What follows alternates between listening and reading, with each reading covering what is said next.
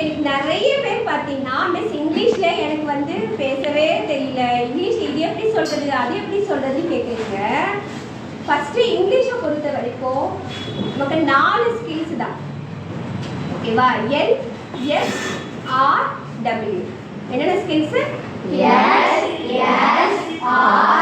LSRW. எப்படி ஒரு படிக்கட்டு ஏறோம்னா ஃபர்ஸ்ட் படி, அப்புறம் தான் செகண்ட் படி, அப்புறம் தேர்டு, அப்புறம் ஃபோர்த்து, ஃபிஃப்த் அப்படி வரும் இல்லையா? ஆனால் நம்ம என்ன பண்ணுறோம்னா எல்ன்றது லிசனிங். லிசனிங்னா என்னப்பா? கேட்கணும். எஸ்வா speaking.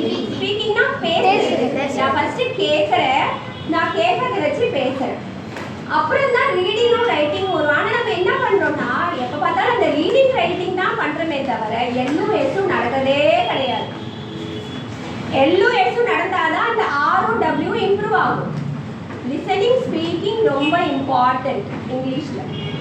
Okay, so English holiday homework வந்து நான் என்ன கொடுத்துருந்தேன், நம்ம நார்மல் கொஸ்டின் பேப்பர் மட்டும் கொடுக்கல, அது கூட வேற என்ன சொல்லியிருந்தேன், நம்ம கிளாஸ் ரூமில் நம்ம ஸ்கூலுக்கு உள்ள என்னெல்லாம் நான் பேசுவேனோ, என்னெல்லாம் நீ பேசுவியோ, என்னெல்லாம் உன் ஃப்ரெண்ட்ஸ்கிட்ட எனக்கு பேசணும்னு நினைக்கிறியோ எல்லாத்தையும் ஒரு நோட்டில் எழுதிக்கும். அதுக்கு பேரலா இங்கிலீஷில் தெரிஞ்சா எழுது, தெரியலனா வச்சுக்கோ, நம்ம கிளாஸில் மட்டும் டிஸ்கஸ் பண்ணலாம்னு சொல்லிட்டேன். எல்லாரும் எழுதிருக்கீங்களா? Yes, miss.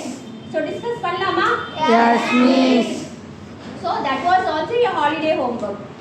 அதாவது நம்ம என்னெல்லாம் பேசுவோம் அதெல்லாம் வந்து தமிழில் பேசுறது எல்லாம் தமிழில் எழுதிட்டு வாங்கன்னு சொன்னேன். தமிழில் தப்பு இருக்குதா பரவாயில்ல, ஸ்பெல்லிங் மிஸ்டேக் இருந்தால் பரவாயில்ல, அட்ஜஸ்ட் பண்ணிக்கலாம். அதுக்கப்புறம் அதுக்கு பேரலாக இங்கிலீஷில் என்னன்னு பார்க்க போகிறோம். ரெடியா? Yes, miss.